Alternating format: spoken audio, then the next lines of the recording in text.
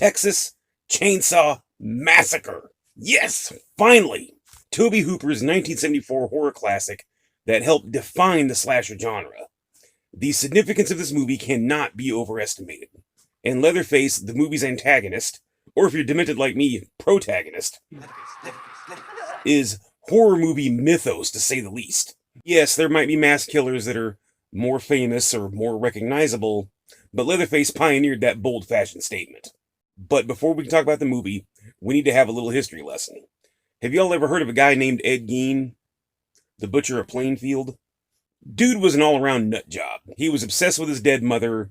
He would have conversations with her, dress up as her, dance around in a suit made of human skin, made masks out of human skin, made furniture and other decorative items out of human skin. Oh, also he killed people, but that's like the most normal thing that he did. So, does any of that sound familiar?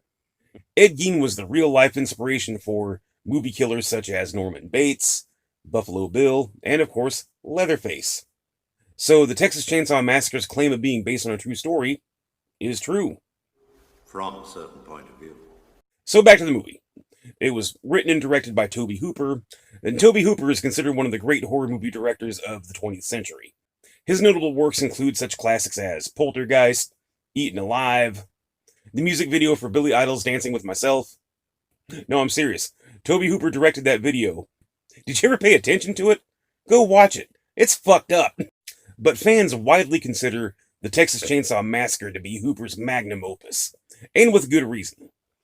Because if you consider Psycho to be the grandfather of the slasher genre, then the Texas Chainsaw Massacre is its crazy alcoholic uncle. You see, Psycho introduced the concept of a crazed killer being the antagonist for a horror movie. But Texas Chainsaw Massacre laid the real foundation of the slasher genre. It was the first time that we saw the killer hide his face behind a mask. It's one of the earliest examples of the victims being a group of promiscuous teenagers traveling through a rural area just looking to have a good time. And I'm pretty sure it's the genesis for the concept behind the final girl. Okay, so let's dive into the movie. It opens up with an overly dramatic narration that pretty much spoils the plot of the movie before it even begins. The film which you are about to see is an account of the tragedy which befell a group of 5 youths. In particular, Sally Hardesty and her invalid brother, Franklin. It is all the more tragic in that they were young. But had they lived very, very long lives... Interesting side note, the narrator is John Larroquette. This is his first acting role. Okay, so let's meet our roster of future corpses, shall we? This is Sally, the final girl. Might as well go ahead and divulge that little piece of information, since Dan Fielding already ruined it for us. The killers, they're here. By the water fountain by the seaside stand, I saw them. Great work, Fielding. What did they look like? What do you mean, what did they look like? Killer! Then we have Sally's boyfriend, Jerry. And I'm pretty sure he was the inspiration for Hyde from That 70s Show. Then there's Sally's BFF, Pam, and her boyfriend, Kirk. They're just here to pad the kill count. And finally, we have Sally's wheelchair-bound brother, Franklin. Now, if you're a little squeamish about the idea of somebody with a disability being brutally murdered, don't worry. By the time Leatherface gets a hold of this guy, you're going to be asking how he made it so far in life without somebody just pushing him out into traffic. So they're all traveling through rural Texas to check up on the grave of Sally and Franklin's grandfather because they heard that the cemetery where he's resting had been vandalized. My granddaddy's buried here. Can we find out if anything happened to him? What's your granddaddy's name? After confirming that Granddad's bones are where they belong, they decide that while they're here, they'll go visit Grandpa's old farmhouse. You know, why not? Perhaps today is a good day to die. Along the way, they stop at a rural gas station, and this scene will become a trope in just about every slasher movie from this point on. A truckload of horny teens pulls in for gas and supplies. They have an awkward exchange with the locals. Someone tries to warn them of their impending doom. So now look, you boys don't want to go mess around no old house? Well, those things is dangerous. You're liable to get hurt. I got some good barbecue here. Why don't you fellas stick around here a while? Of course, they ignore the warnings because then the movie would be over.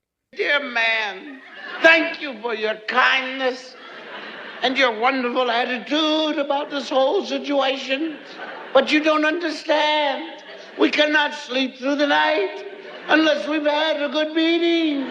So, back on the road, they pick up a hitchhiker. Hitchhiker? Should we pick him up? Oh, yeah, man. Pick him up. He'll asphyxiate out there. What does he look like? Well, the son of a bitch is gonna smell just like the slaughterhouse. Because it's the early 70s. It's what people did for fun back then. They didn't have cable. And it takes about 3 minutes longer than it should have for them to realize this guy's batshit crazy and kick his ass to the curb.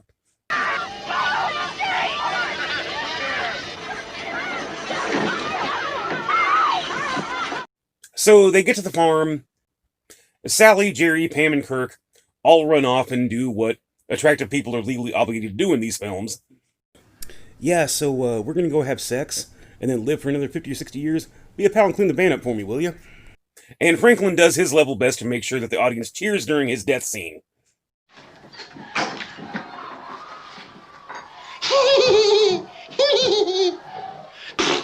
Come on, Franklin. It's going to be a fun trip.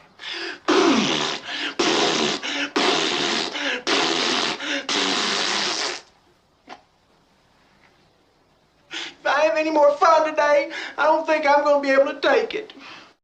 So Pam and Kirk draw the short straw and are the first two to wander off and get killed. They come upon a neighboring farmhouse and boom!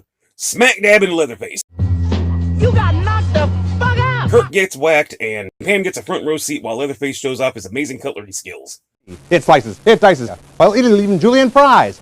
Shortly thereafter, Jerry decides that Sally's pussy isn't worth putting up with Franklin's whiny ass, and he runs off to get killed. What are you doing? I can't find my knife. That knife won't do you any good. He likes that knife, remember? When did you have it last?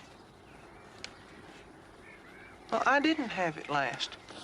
You had it last. I gave it to you, remember? What'd you do with it? Well, I don't know. Didn't I give it back to you? No, I didn't have it when I got out of the van. You just never gave it back to me. All right, I'll look for it. Listen, I think I'll walk down to the creek before it gets too dark. How do I get there, Frank? Hello? Hello?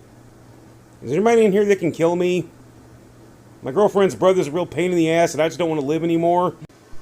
Oh, yeah, great, right in the head. Oh, yes, thank you. Oh, one more time, I can still feel my legs. And without her friends around to take the edge off, Sally loses her shit and starts looking for a cliff to push Franklin off of. But Leatherface pops up and lends a hand. And just look at that technique. The man's an artist.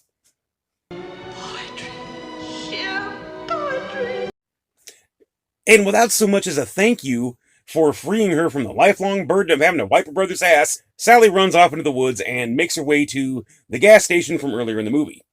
And the sweet old man running the joint offers her protection and comfort until the cops arrive.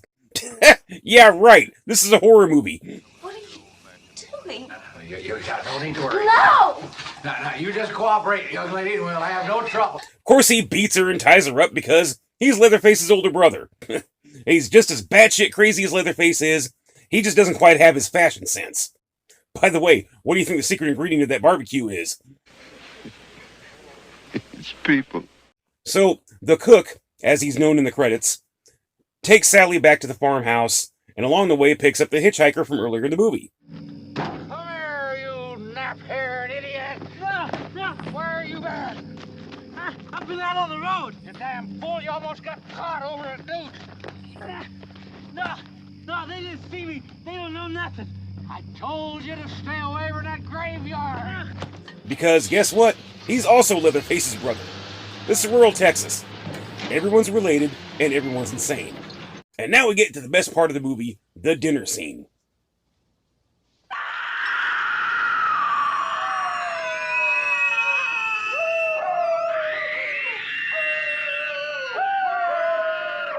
And there's just something about 70s horror movies. I mean, this cinematography would be considered cheesy and hokey by today's standards, but I love it. And I personally think it still holds up. This is just fantastic filmmaking. So anyways, here we meet Grandpa, the patriarch of Leatherface's happy little family of cannibalistic psychos. See, the whole family used to work at a slaughterhouse until it got shut down, and so they switched from slaughtering cattle to slaughtering people. That's what you do. You just hush. It won't hurt none. My old grandpa's the best killer there ever was. But old Gramps just ain't what he used to be.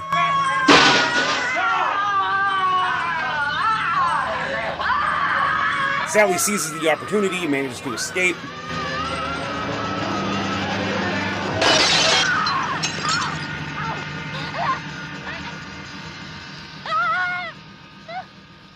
Leatherface gives chase.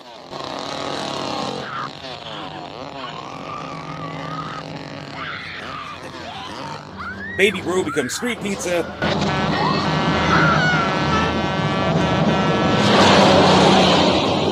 I just love this shot. The driver tries to lend a hand, but quickly realizes he's in way over his head. That's a white man with white problems. You deal with it. And Sally manages to escape.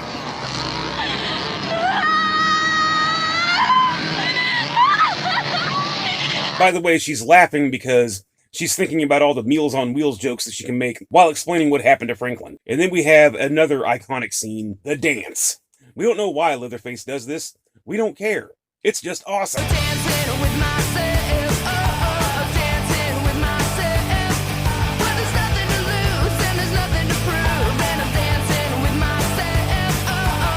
And that's the Texas Chainsaw Massacre, a movie famous for its blood and gore. Except it's not. When people think of Texas Chainsaw Massacre, they automatically conjure up images of blood and guts and sinew. But there is very, very little gore in this movie, and that's what makes it so great. Let's review all the kills, shall we? No blood, no blood, no blood, very little blood. And by the way, that's the only kill that Leatherface actually makes with the chainsaw. For some reason, Tobe Hooper thought that if he downplayed the gore, he could get a PG rating.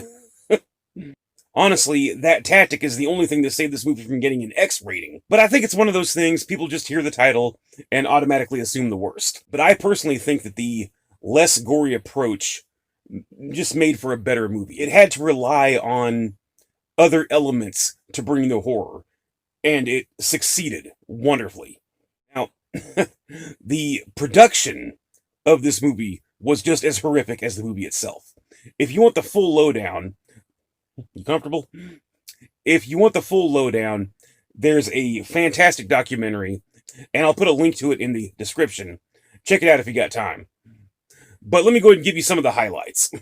First, obviously, it was filmed in Texas in August, so it was like 8 billion degrees, and it was made on a shoestring budget, so of course there was no air conditioning. But like, to give you an example of how ridiculously cheap this movie is, the van that they're all driving was the work vehicle of the lighting technician.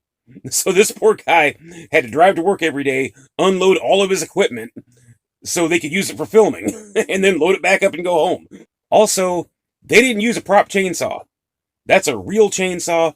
It's really running, and Leatherface is literally waving that thing like 3 inches from Kirk's neck.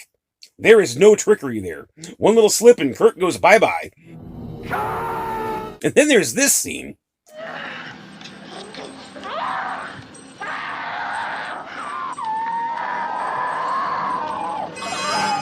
Now, normally to do this effect, they would just have a little tube running up the finger. I mean, try to imagine there's a whole finger here. A tube running up, like, behind the finger with blood shooting out. Okay, well, they couldn't get that to work. So their solution, they actually cut Sally's finger. Needless to say, everybody who worked in this movie hates Tobe Hooper, and I don't blame them. And that's just a tidbit of the pure insanity that went into making this thing. But it paid off. The movie was a hit. It made $30 million at the box office. At the time, the critical response was kind of meh. But y'all know how I feel about critics, so I want to hear what some real experts think about this movie. Oh, I gotta tell you, I love this film. It had passion and a plucky spirit, and the characters had integrity. Like when Leatherface went on that strict diet of human flesh, he had to cut out chicken and fish completely. Dave, I agree with you. I'll go a step further. Sure, Leatherface. He wore a mask made out of human skin and he hung people on meat hooks. But hey, we've all got quirks. I've got them. You've got them, Dave. That's what makes this character so compelling. Thumbs up from me. Same here. And so, of course, because it was so successful, they had to run it into the ground with a series of sequels and remakes and reboots and rebookels and what the fuck ever. Seriously, this franchise went off the rails. Let me just give you one example. This right here. Matthew McConaughey and Renee Zellweger having a remote control fight over McConaughey's cybernetic leg that for some reason is powered by his farts. What the fuck am I looking at? And Leatherface looks like a zombie Majel Barrett. Seriously, what the fuck? Well, I think that's all I got to say about the Texas Chainsaw Massacre. I honestly don't believe that you can call yourself a horror movie fan and not appreciate this movie. So in conclusion, I'm Chainsaw. I'm Dave. I'm also Dave. We'll see you at the movies. Record selection.